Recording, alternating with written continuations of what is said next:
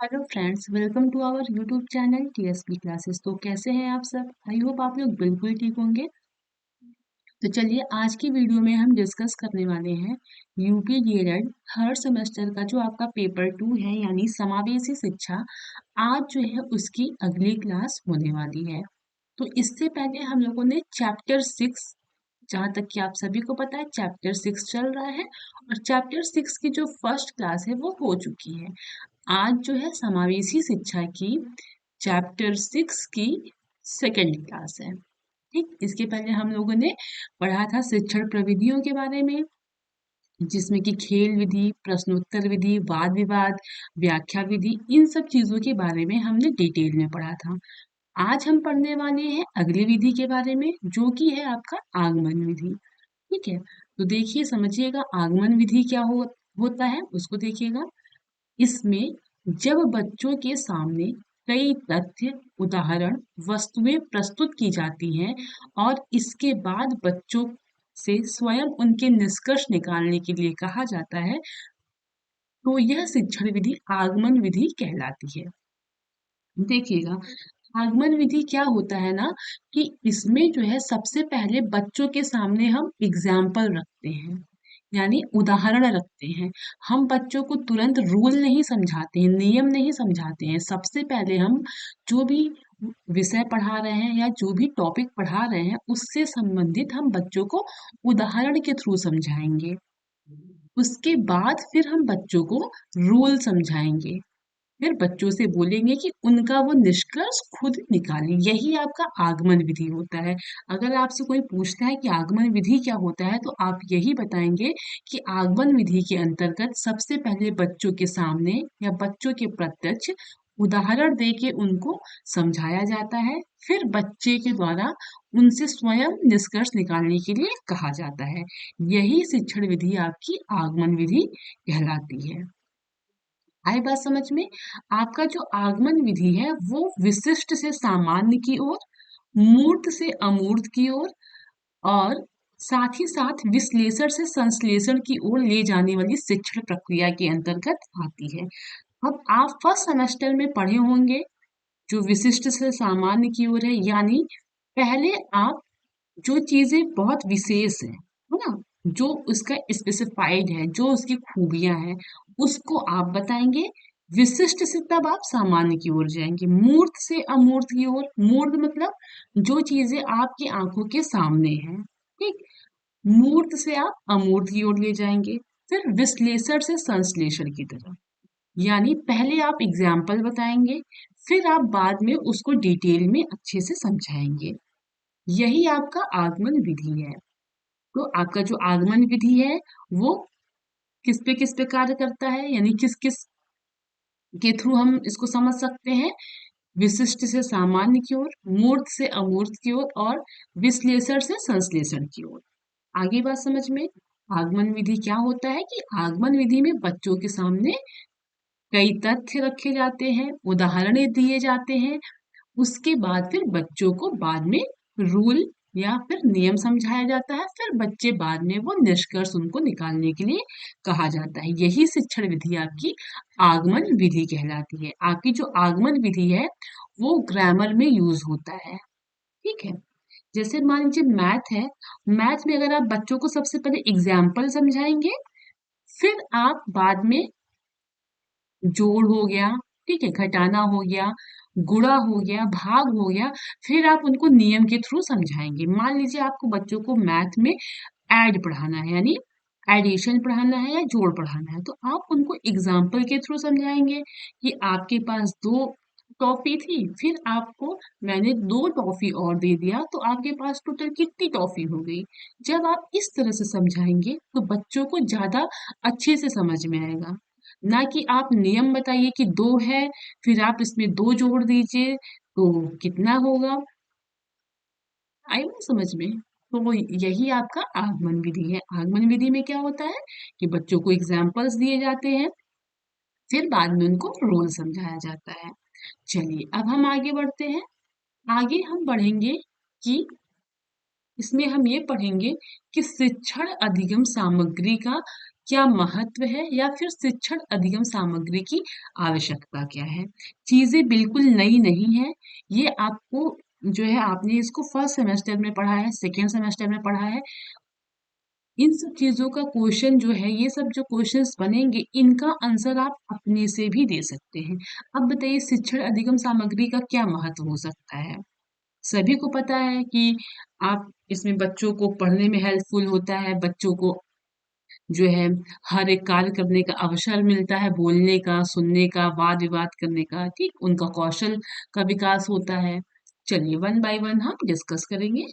तो शिक्षण अधिगम सामग्री सभी बच्चों की शिक्षा के लिए उपयोगी है। जाहिर सी बात है, जो आपका शिक्षण अधिगम सामग्री है वो बच्चों की शिक्षा के लिए उपयोगी होता ही है। तो पहला है आपका श्रव्य दृश्य साधन, बच्चों का ध्यान आकर्षित करके ज्ञान को स्थूल रूप में प्रस्तुत करते हैं। देखिए, आपका जो शिक्षण अधिगम सामग्री है, इसके अंतर्गत आपका क्या आता है, श्रव्य सामग्री आता है, दृश्य सामग्री आता है, या फिर श्रव्य दृश्य सामग्री आता है। आई बात समझ में।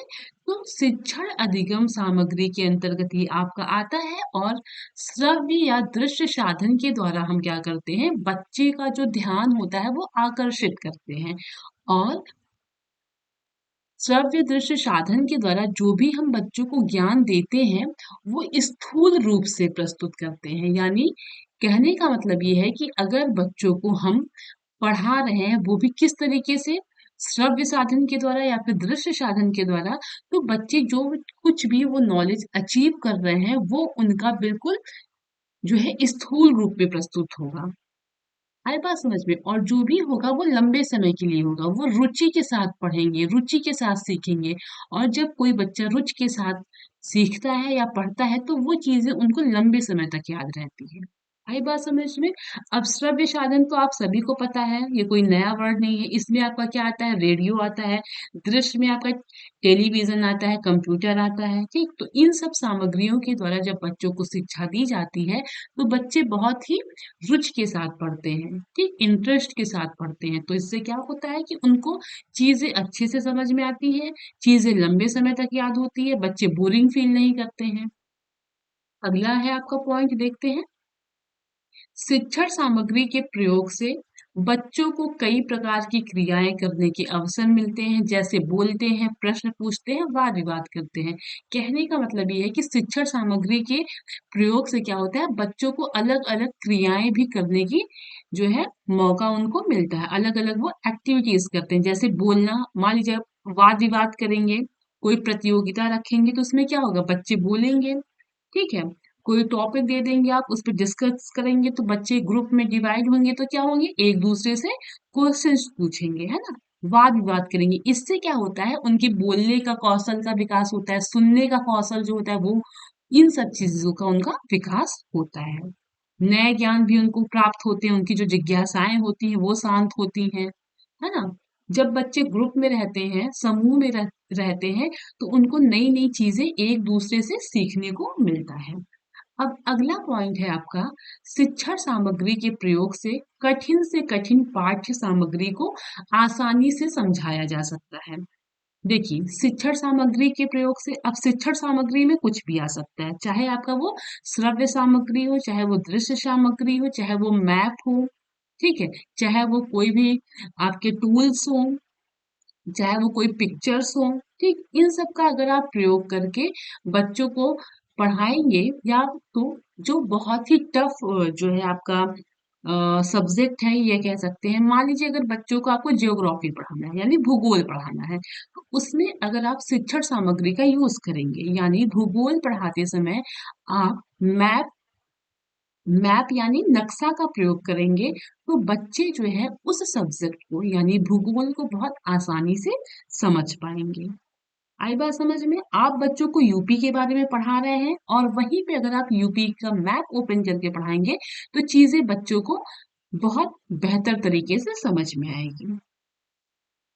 चलिए अगला पॉइंट देखते हैं।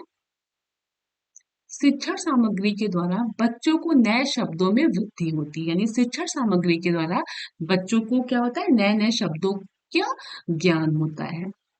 अगला है आपका शिक्षण सामग्री का प्रयोग करने से शिक्षण में कुशलता आती है। यानी अगर शिक्षण सामग्री का प्रयोग किया जाता है तो शिक्षण में क्या आती है, कुशलता आती है। यानी जो टीचिंग कराया जा रहा है उसमें और अच्छा बेहतर विकास होता है। तो अभी हमने पूरा क्या डिस्कस किया कि आपका जो शिक्षण अधिगम सामग्री है उसका महत्व क्या है और उसकी आवश्यकता क्या है, ये हमने डिटेल में अच्छे से डिस्कस किया। हालांकि आपने ये फर्स्ट सेमेस्टर में भी पढ़ा है, सेकेंड सेमेस्टर में भी पढ़ा है और हम यहाँ पे थर्ड सेमेस्टर में भी पढ़ रहे हैं। चीजें नए बिल्कुल नहीं है, पुरानी ही चीजें हैं। अच्छे से पढ़ते रहिए, बिल्कुल लापरवाही नहीं करिए। हालांकि गलती हमारी भी है कि हम लोगों ने क्लास बहुत दिनों तक ऑफ रखा था, तो वो रीजन था उसका। ठीक है। और हम लोग कोशिश करेंगे कि आपकी जितनी भी क्लासेस की गैपिंग हुई है वो हम जल्द ही पूरा कवर कर लें। बट उसमें आप लोगों का भी सपोर्ट चाहिए।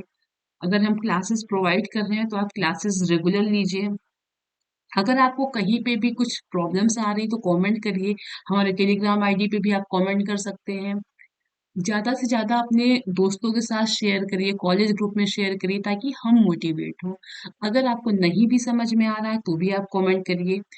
कोई लैंग्वेज टफ लग रही हो या सही से समझा नहीं पा रहे हो, कुछ भी ए टू जेड जो भी कमी है, जो भी चीज़ें हैं, आप कमेंट के थ्रू आप हमें बता सकते हैं। चलिए अब हम अगले टॉपिक पे चलते हैं, अभिवृत्ति के बारे में पढ़ेंगे। तो देखिएगा, अभिवृत्ति को इंग्लिश में बोलते हैं एटीट्यूड। क्या बोलते हैं? एटीट्यूड बोलते हैं। वो वाला एटीट्यूड नहीं है जो बोलते हैं कि यदि अब तुम्हारे पास पैसे आ गए हैं तो तुम्हारा एटीट्यूड चेंज हो गया है, तुम्हारे पास कार है तो तुम्हारा एटीट्यूड चेंज हो गया है ना। वो ये वाला एटीट्यूड बिल्कुल नहीं है। ठीक, तो अब हम समझेंगे कि अभिवृत्ति का अर्थ होता क्या है। तो देखिए, अभिवृत्ति का अर्थ होता है दृष्टिकोण, यानी व्यक्ति का दृष्टिकोण, किसी भी व्यक्ति का पॉइंट ऑफ व्यू, वह व्यक्ति क्या सोचता है या व्यक्ति का क्या नजरिया है, यही आपकी अभिवृत्ति होती है। अभिवृत्ति में से आप यही मान के चलिए कि आपका नजरिया, आपका दृष्टिकोण या आपका पॉइंट ऑफ व्यू। ठीक, तो चलिए, व्यक्ति का वह दृष्टिकोण जिसके कारण वह किसी वस्तुओं, व्यक्तियों, संस्थानों, परिस्थितियों, योजनाओं आदि के प्रति किसी विशेष प्रकार का व्यवहार करता है, उसे अभिवृत्ति कहते हैं। कहने का मतलब ये है कि किसी भी वस्तु का, ठीक, किसी भी व्यक्ति का या किसी भी संस्थान हो गया, परिस्थितियां हो गई, योजनाएं हो गई, इन सब चीजों का जो भी व्यक्ति का दृष्टिकोण होता है, ठीक, और इसके प्रति जो भी व्यक्ति जो व्यवहार करता है वही अभिवृत्ति कहलाता है। समझिएगा, मान लीजिए कोई वस्तु है, ठीक, कोई आपका वस्तु समझ लीजिए, कोई पेन ही हो गया, ठीक। अब हर एक व्यक्ति का दृष्टिकोण क्या होगा, अलग होगा। कोई व्यक्ति कहेगा कि ये पेन अच्छी है, सॉफ्ट चल रही है, जो है इसका लुक बहुत बढ़िया है, ठीक। तो ये क्या हो रहा है, ये व्यक्ति जो है उस वस्तु का जो दृष्टिकोण है उसका, वो उसके प्रति व्यवहार कर रहा है। व्यवहार करने का मतलब ये है कि वो डिस्क्राइब कर रहा है, ठीक। या तो मान लीजिए कोई व्यक्ति है, ठीक, कोई पर्सन है, उसके बारे में जो है आपका जो भी नजरिया है, मान लीजिए आपके जो है महात्मा गांधी जी हैं, ठीक, तो उनके बारे में आपका जो भी दृष्टिकोण है, ठीक, आपका जो भी नजरिया है, आप जो बता रहे हैं, जो व्यवहार कर रहे हैं, वही आपका अभिवृत्ति कहलाता है, वही आपका एटीट्यूड कहलाता है। योजना, मान लीजिए कोई प्लान है, ठीक, उसके बारे में आपका क्या दृष्टिकोण है, आपका उसके बारे में क्या नजरिया है, इसी चीज को आप जो बता रहे हैं, जो आप व्यवहार कर रहे हैं, वही आपका अभिवृत्ति कहलाता है। आई बात समझ में? अभिवृत्ति क्या है आपका, जो व्यक्ति का दृष्टिकोण है या व्यक्ति का जो भी नजरिया है, जो भी उसका पॉइंट ऑफ व्यू है, वही आपका अभिवृत्ति है। ठीक, अब व्यक्ति का दृष्टिकोण किसी भी एक क्षेत्र में हो सकता है, चाहे वो वस्तु के बारे में हो, चाहे वो व्यक्ति के बारे में हो, या कहीं वो संस्थान यानी किसी कॉलेज या कोचिंग के बारे में हो, परिस्थितियां यानी किसी सिचुएशंस के बारे में हो, योजना यानी किसी प्लान के बारे में हो, तो किसी भी चीजों का जो है हो सकता है। आई बात समझ में? व्यक्ति का दृष्टिकोण क्या होता है, जो है, सॉरी, जो आपकी अभिवृत्ति होती है वो क्या होता है, व्यक्ति का दृष्टिकोण होता है। चलिए अब आगे देखते हैं अभिवृत्ति के निर्माण में व्यक्ति के व्यवहार कि प्रत्याच्छात्मक, संवेगात्मक, प्रेरणात्मक तथा क्रियात्मक जैसे कई पक्ष निहित रहते हैं। कहने का मतलब ये है कि आपका जो अभिवृत्ति का निर्माण है यानी आपका जो एटीट्यूड का निर्माण है उसमें जो है जो व्यक्ति का व्यवहार है जो व्यक्ति का बिहेवियर है उसमें जो है कई सारे पक्ष निहित होते हैं। अब वो पक्ष कौन कौन से हैं वो हम डिस्कस करेंगे। प्रत्याच्छात्मक पक्ष हो सकता है यानी डायरेक्ट पक्ष, ठीक, संवेगात्मक यानी इमोशनल पक्ष, ठीक, प्रेरणात्मक यानी आपका इंस्पिरेशन, ठीक, उसके बाद आपका आता है क्रियात्मक यानी एक्टिविटीज। तो ये सारे जो पक्ष हैं वो अभिवृत्ति के निर्माण में जो है आपके व्यक्ति के व्यवहार में क्या होते हैं निहित रहते हैं। यानी जो अभिवृत्ति का निर्माण होता है व्यक्ति के व्यवहार में उसमें बहुत सारे पक्ष निहित रहते हैं। अब वो पक्ष आपके क्या है प्रत्याशात्मक है, संवेगात्मक है, प्रेरणात्मक है और क्रियात्मक है। आई बात समझ में। अब हम डिस्कस करेंगे अभिवृत्ति की विशेषताएं क्या क्या होती हैं। तो चलिए देखते हैं। पहला पॉइंट है आपका अभिवृत्ति का संबंध किसी वस्तु, परिस्थिति, योजना आदि के प्रति व्यक्ति के व्यवहार से होता है। कहने का मतलब ये है कि आपका जो अभिवृत्ति का संबंध है वो जो है किसी वस्तु के प्रति, ठीक, परिस्थिति के प्रति, योजना के प्रति जो व्यक्ति का व्यवहार होता है उसका संबंध आपका अभिवृत्ति से होता है। ठीक, अगला है आपका अभिवृत्ति जो होता है वो धनात्मक या ऋणात्मक भी हो सकता है। अब समझिएगा कैसे। मान लीजिए कोई भी आप कहीं ट्रेवल कर रहे हैं और आपको वहां पे कोई बच्चा या कोई भी ऐसा व्यक्ति मिलता है जो आपसे कुछ पैसे मांग रहा है ना।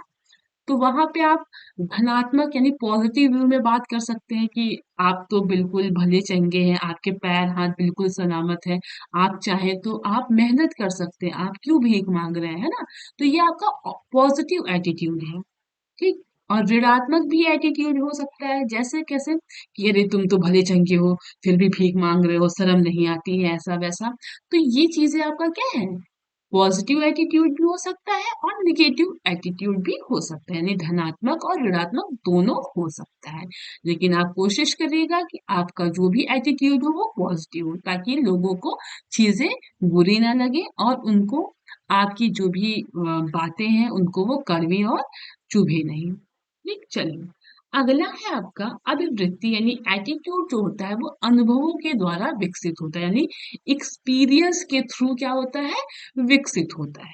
ठीक, अगला है आपका अभिवृत्ति वैसे तो स्थायी प्रकृति की होती है फिर भी समय समय पर इनमें परिवर्तन होता रहता है। यानी जो एटीट्यूड है वो कहते हैं कि परमानेंट प्रवृत्ति का है, लेकिन कभी कभी क्या होता है कि इसमें चेंजिंग होता रहता है।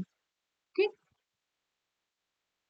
अगला है आपका अभिवृत्ति व्यक्तिगत होता है, यानी जो भी आपका एटीट्यूड है वो क्या होता है पर्सनली होता है। ठीक, हर एक पर्सन का एटीट्यूड अलग अलग होता है। अगला अभिवृत्ति व्यक्ति के व्यक्तित्व के विभिन्न पक्षों से संबंधित होता है, यानी आपका जो एटीट्यूड है वो किसी व्यक्ति का जो व्यक्तित्व के विभिन्न पक्षों से संबंधित होता है। अभी हमने ऊपर पढ़ा वो प्रेरणात्मक पक्ष से, ठीक, संवेगात्मक पक्ष से, आई बात समझ में। और कौन से पक्ष थे क्रियात्मक पक्ष से क्या होता है संबंधित होता है। अगला है आपका अभिवृत्तियां व्यक्ति के व्यवहार को सार्थक रूप से प्रभावित करता है, यानी जो आपका एटीट्यूड है वो व्यक्ति का जो बिहेवियर है वो सार्थक रूप से क्या करता है प्रभावित करता है। आई बात समझ में। चलिए अब हम आगे पढ़ेंगे समायोजन के बारे में और परिष्करण के बारे में। देखिए ये जो दो क्वेश्चंस है या ये दो जो टॉपिक है ना ये आपका एग्जाम में पूछा हुआ है। हालांकि ये आपके सिलेबस में नहीं है, ये आउट ऑफ सिलेबस के क्वेश्चंस है। और आप लोगों ने फर्स्ट सेमेस्टर का एग्जाम दिया है, सेकेंड सेमेस्टर का एग्जाम दिया है। आप लोगों ने जब भी पेपर दिया होगा आप लोगों ने हमेशा देखा होगा कि दो तीन क्वेश्चन जो होते हैं ऐसे क्वेश्चन होते हैं जो आपने पढ़ा ही नहीं है ना। तो हमेशा आउट ऑफ सिलेबस क्वेश्चन पूछ ही लिया जाता है। तो एक बार पढ़ लेते हैं। अगर आपको इन फ्यूचर एग्जाम में अगर ये शब्द आते हैं या ये क्वेश्चन आते हैं तो आप वहां पे बखूबी अच्छे से लिख सकते हैं। तो सबसे पहले हम पढ़ेंगे समायोजन के बारे में। तो देखिए समायोजन को इंग्लिश में बोलते हैं एडजस्टमेंट। ठीक, तो देखिए समायोजन क्या होता है, जब कोई व्यक्ति अपने उद्देश्य के पूर्ति को प्रभावित करने वाले स्रोतों में संतुलन बनाता है तो उसे समायोजन कहते हैं। कहने का मतलब ये है कि मान लीजिए कोई व्यक्ति, यानी आप समझ लीजिए, अपने आप को समझ लीजिए, आपका टारगेट ये है या आपका उद्देश्य है गवर्नमेंट जॉब लेना। ठीक, तो गवर्नमेंट जॉब लेने के लिए आप क्या करेंगे कि संतुलन बनाएंगे। अब संतुलन कैसे बनाएंगे, निगेटिव चीजों से दूर रहेंगे।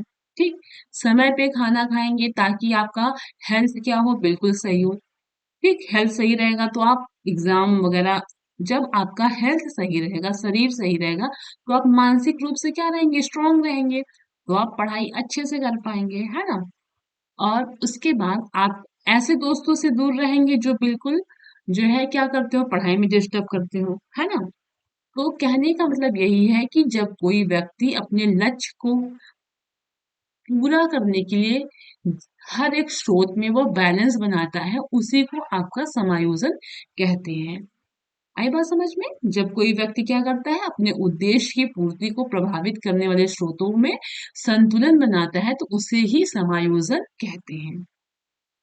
एग्जाम्पल के थ्रू समझ में आ गया कि मान लीजिए आपका उद्देश्य क्या है, जॉब पाना है। अब आप उस उद्देश्य की पूर्ति को, यानी उद्देश्य को पूरा करने के लिए आप क्या करेंगे, जो जो स्रोत है, यानी आपको जॉब पाने के लिए जो जो भी स्रोत है उनमें आप क्या करेंगे, बैलेंस बनाएंगे। वही बैलेंस बनाना, वही संतुलन बनाना आपका समायोजन कहलाता है। ठीक है, अब देखिए परिष्करण क्या होता है, इसको समझिएगा। परिष्करण, जब किसी दोष को दूर करने के लिए पहले की स्थिति एवं साधनों में सुधार करना ही आपका परिष्करण कहलाता है। यानी ऐसे समझिएगा कि मान लीजिए आपका इंग्लिश में बैक लग गया। ठीक, और आपको अब ये क्या होगा, दोष ही तो हो गया, इंग्लिश में आपका बैक लग गया। अब आप दोबारा बैक न लगे उसके लिए आप क्या कर रहे हैं कि पहले जो आपकी पढ़ने की स्थिति थी, जो भी साधन था, उसमें आप और क्या करेंगे, सुधार लाएंगे। पहले की अपेक्षा आप अच्छे से पढ़ेंगे, दूसरे साधनों से पढ़ेंगे। ठीक, तो वही आपका क्या कहलाता है, परिष्करण कहलाता है। यानी जब किसी दोष को दूर करने के लिए आप पहले की स्थिति में, पहले के साधनों में सुधार करते हैं, वही आपका परिष्करण कहलाता है। ठीक, आई बात समझ में। अब देखिए एक क्वेश्चन ये भी पूछा था कि मनोविश्लेषण विधि के जनक कौन है, यानी आपके मनोविश्लेषण विधि के जनक कौन है। ठीक, तो कौन है, आपके फ्रॉयड जी हैं। ये क्वेश्चन एग्जाम में पूछा हुआ है। तो चलिए आज हमने चैप्टर 6 का जो दूसरा क्लास था वो हमने फिनिश किया है। अब हम मिलेंगे अगली क्लास में। बहुत सारे बच्चों ने पूछा है कि टाइम टेबल मैम आप बता दीजिए, तो हम टेलीग्राम आईडी पे आपको टाइम टेबल दे देंगे कि क्लासेस कैसे चलनी है। ठीक है, और एक इम्पॉर्टेंट बात है, आप लोग कमेंट करके बताइएगा कि टेलीग्राम चैनल पे क्या आप लोगों के लिए क्वेश्चंस क्विज या फिर क्वेश्चंस कराए जाए, ऑब्जेक्टिव क्वेश्चंस कराए जाए। डेली मैं आपको 5 क्वेश्चन शेयर करूंगी। अगर आप लोग एग्री हैं तो कमेंट करके यस जरूर लिखिएगा, तो फिर मैं कल से आपको 5-5 क्वेश्चंस प्रोवाइड करूंगी। सभी क्वेश्चंस ऑप्शनल होंगे, आपको ऑप्शन के थ्रू आंसर देना होगा। ठीक है, तो चलिए मिलते हैं अगली क्लास में। और आपकी जो मैथ्स वगैरह की क्लासेस हैं वो जल्द ही स्टार्ट हो जाएगी। सर थोड़े बिजी हैं, इस वजह से क्लासेस नहीं हो पा रही हैं, तो जल्दी क्लासेस स्टार्ट हो जाएंगी। सिलेबस आपको टाइम पे ही कंप्लीट करा दिया जाएगा। आप बिल्कुल जो है चिंता नहीं करिए। ठीक है, तो चलिए मिलते हैं अगली क्लास में। तब तक के लिए आप पढ़ाई करते रहिए, नोट्स बनाते रहिए। Okay, thank you.